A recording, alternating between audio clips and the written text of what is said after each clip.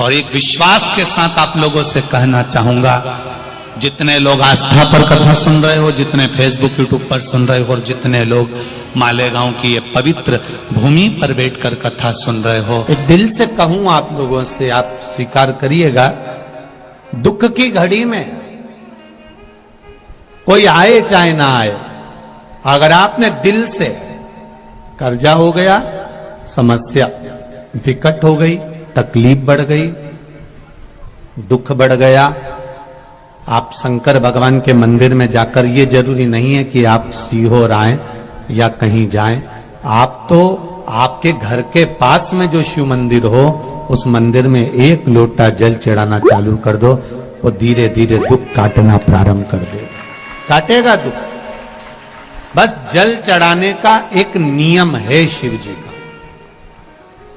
शंकर भगवान को जो जल चढ़ाया जाता है दुख काटने के लिए, तकलीफ काटने के लिए, कष्ट मिटाने के लिए, तो एक नियम है शंकर भगवान का जल चढ़ाने का जो नियम है। जैसे ये गौल जलाधारी है, यहां से पानी गिरता है, ये शिवलिंग है।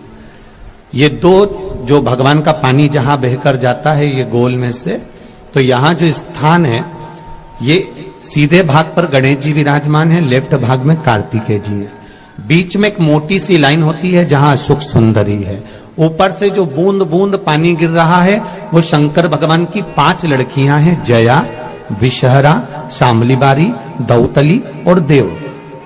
जहां गोल भाग है, जहां शिवलिंग रखा हुआ है, ये माता पार्वती जी का हस्त कमल है, जिसको पीठिका कहते हैं।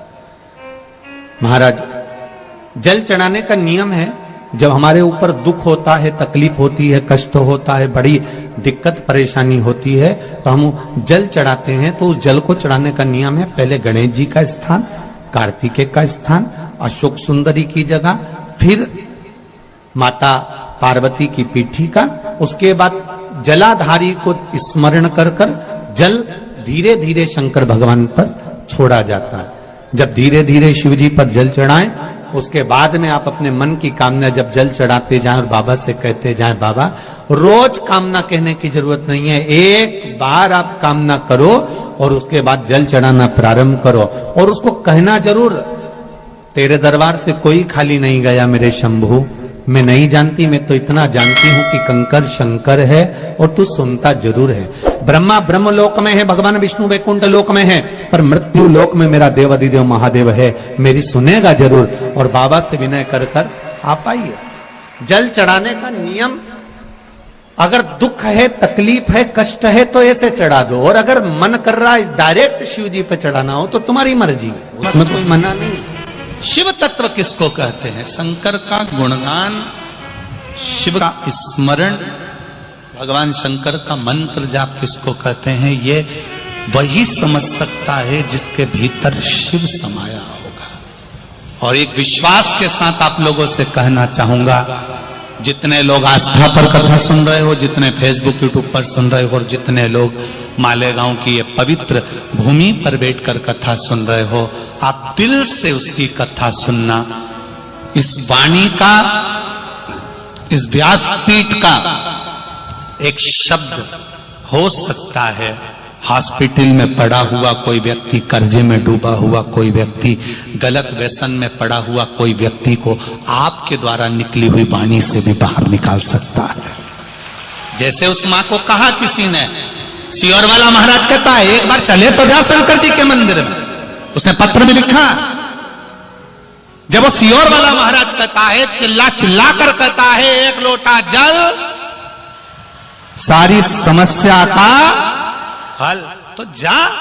7 साल में उस बच्चे की वाणी वापिस आ सकती है जो वाणी नहीं थी।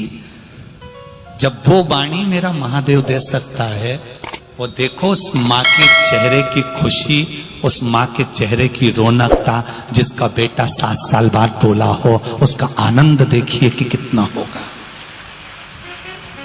कितना आनंद होगा।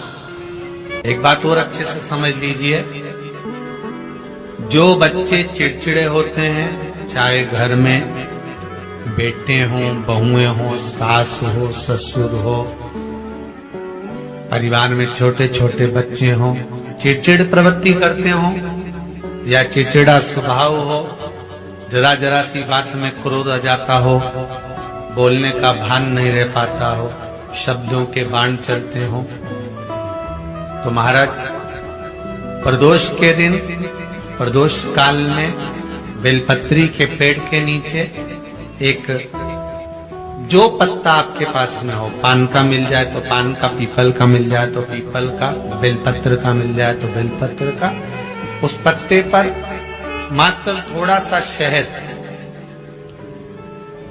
और 7 दाने चावल के रखकर घी का दिया लगा दो महाराज, और थोड़ा सा जल हाथ की अंजलि में लेकर भगवान देवाधिदेव महादेव का स्मरण कर कि इस बेलपत्री के वृक्ष के नीचे माता लक्ष्मी, पार्वती, सरस्वती विराजमान है।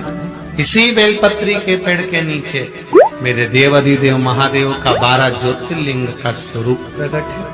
उनका स्मरण कर जल चढ़ा दीजिए और उसका स्मरण कर लो जो चिड़चिड़ प्रवृत्ति करता, क्रोध करता, जिसको बोलने का भान नहीं होता हो, सम्मान नहीं देता हो, अपशब्द कहते, उनका स्मरण कर आप छोड़ेंगे।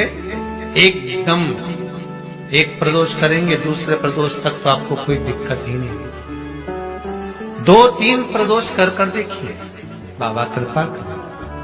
3 जगह पर अगर कोई बीमारी ऐसी हो गई कि वो समाप्त नहीं हो रही, बड़ी बड़ी तकलीफ, मतलब एक बार दवाई अगर चालू हो गई तो दवाई बंद ही नहीं हो रही है, तो उसके लिए आपको 3 जगह पर जल चढ़ाना प्रारंभ कर दो। मात्र 1 हफ्ते से ज्यादा चढ़ाना भी नहीं पड़ेगा। जैसे 1 हफ्ते आप टेबलेट लेते हो, गोली लेते हो, 1 हफ्ते चढ़ाना प्रारंभ कर दो। सबसे पहले बेलपत्री के पेड़ के नीचे क्या करना है, जल का पात्र लेना है, उसमें 2 दाने चावल के डालना, 2 दाने अक्षत के डालिए। पहले बेलपत्री के पेड़ के नीचे जाओ, वहां जल चढ़ाओ, फिर जाइए पीपल के वृक्ष के नीचे, वहां जल चढ़ाइए, आखिरी में या तो शमी के नीचे या फिर आंवले के नीचे, इन दोनों में से कोई एक वृक्ष जिसके नीचे। पर 1 हफ्ते अगर आपने आंवले में चढ़ाया है तो आंवले में ही चढ़ाना, शमी में चढ़ाया है तो शमी में चढ़ाना, ये बदल के मत चढ़ाना कि आज मैं शमी में चढ़ा देती हूँ कल आंवले में चढ़ा दूंगी, ऐसा नहीं। शंकर भगवान पे चढ़ा हुआ जल जो बहकर जाता है उसको 3 जगह पर जरूर लगाना चाहिए। ध्यान से सुनिएगा। 9 ग्रह जो शरीर पर राहु, केतु, मंगल, बुध, शनि परेशान करते हैं, उसकी समाप्ति के लिए शिव पर चढ़ा हुआ जल नैनों पर, कंठ पर, मस्तिष्क पर, 3 जगह पर जिसके प्रतिदिन शिव पर चढ़ा हुआ जल लगता है उसको कभी 9 ग्रह परेशान नहीं कर सकते। शंकर की कृपा बरसती है, शंकर की करुणा बरसती है।